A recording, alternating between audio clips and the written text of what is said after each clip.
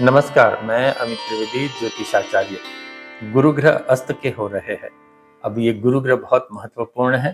देवगुरु बृहस्पति हम जिसे कहते हैं, यह 16 जुलाई 2026 अस्त के हो रहे हैं। अब अस्त के क्यों हो रहे हैं? क्योंकि वह सूर्य के बहुत नजदीक आ जाएंगे।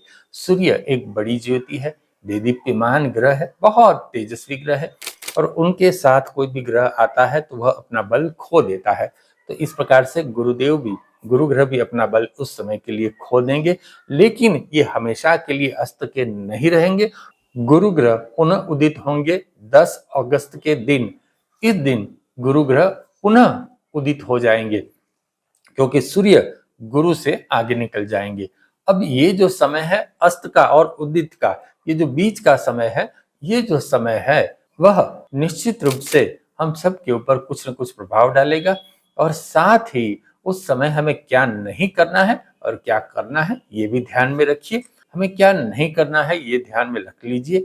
उस समय विवाह, गृह प्रवेश, खातमुहूर्त आदि शुभ कार्य वर्जित है शास्त्र में, क्योंकि गुरु जैसा शुभ ग्रह जब अपना बल खो देता है, अस्त के हो जाते हैं, तब शुभ कार्य में हमें पुण्यफल प्राप्त नहीं होते। लेकिन भक्ति संलग्न कार्य हम कर सकते हैं।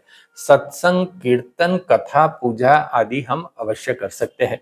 अब ये जो परिस्थिति है, देश में क्या होगा? जो मंदिर है, जो धार्मिक प्रवृत्ति है, वहां थोड़ा विवाद हो सकता है, सभी प्रवृत्ति थोड़ी धीमी पड़ सकती है। और दुनिया में भी जो कुछ ये उथल पुथल चल रही है, वह उथल पुथल थोड़ी शांत भी होती हुई दिखाई देती है। गुरु ग्रह जब अस्त के रहेंगे तब बारिश का माहौल थोड़ा धीमा पड़ जाएगा, महंगाई थोड़ी बढ़ेगी, लेकिन लोगों की खरीद शक्ति भी थोड़ी कम होती हुई दिखाई देती है। त्योहार के दिन प्रारंभ होंगे और उसी समय थोड़ी महंगाई देखने को मिलेगी और लोगों की जेब में पैसे थोड़े कम रहेंगे और लोग अपनी परचेज पावर को धीमी कर देंगे। इस प्रकार से परिस्थिति दिखाई देती है। साथ ही विद्यार्थी मित्रों में भी थोड़ा आलसीपन हावी हो जाएगा, तो यहाँ थोड़ी सावधानी रखनी आवश्यक है। तो इस प्रकार से बात होगी, लेकिन सभी राशि के ऊपर भी कुछ न कुछ प्रभाव होते हैं। तो ये भी आप जान लीजिए कि गुरु अस्त के और गुरु उदय के ये जो समय है, इस समयावधि में सभी राशि के ऊपर क्या प्रभाव होंगे, एक के बाद एक बहुत संक्षिप्त में आप जान लो। अभी जो गुरु ग्रह है वो उच्च की राशि में यहाँ विद्यमान है, लेकिन उच्च की राशि में अस्त के हो जाएंगे तो सभी राशि के ऊपर थोड़ा बहुत प्रभाव तो आएगा, क्योंकि जन्म पत्री में गुरु ग्रह जो है वो 5 स्थान के कारक है, उनके प्रतिनिधित्व उनको सौंपा गया है। तो ये बहुत महत्वपूर्ण है। जैसे कि मेष राशि के ऊपर क्या प्रभाव होगा, थोड़ा अभिमान बढ़ सकता है, तो ध्यान में रखिए। बहुत शॉर्ट में बताता हूँ। वृषभ राशि को मन में स्फूर्ति जागेगी, लेकिन अपनी इनकम में थोड़ी बहुत कमी हो जाएगी। मिथुन राशि के कार्य में आप तर्क अधिक करोगे, काम थोड़ा करोगे, ये जान लो।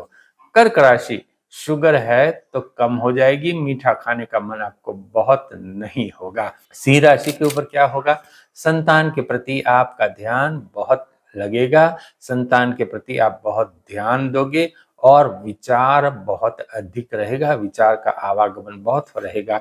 कन्या राशि में मन में घर की चिंता बढ़ेगी, जीवन साथी से विवाद हो सकता है। तुला राशि की बात करते हैं, शरीर की तकलीफ कम हो सकती है, शुगर भी कम हो सकती है, लेकिन ऋतुगत बीमारी, सीजनल बीमारी से आपको सावधान रहना होगा। वृश्चिक राशि, विकास की गाड़ी जो अभी चल पड़ी है उसमें थोड़ी धीमापन आएगा, थोड़ी ब्रेक लगेगी, तो आप ध्यान में रखिए। धन राशि, थोड़े आलसी हो जाओगे, लेकिन आपको आलस का त्याग करना होगा। मकर राशि, प्रवास जाने की इच्छा बहुत होगी, और अगर ये इच्छा है तो ये इच्छा पूर्ण होने की संभावना भी नहीं होती हुई दिखाई देती। कुंभ राशि, घर और वाहन में खर्च बढ़ेगा। मीन राशि, कोई इन्वेस्टमेंट करने वाले हैं तो ध्यान से कीजिएगा, आपके पैसे फंस सकते हैं। तो इस प्रकार से प्रभाव हो रहे हैं। आप सावधान रहिए, संयमित रहे और प्रसन्न रहे।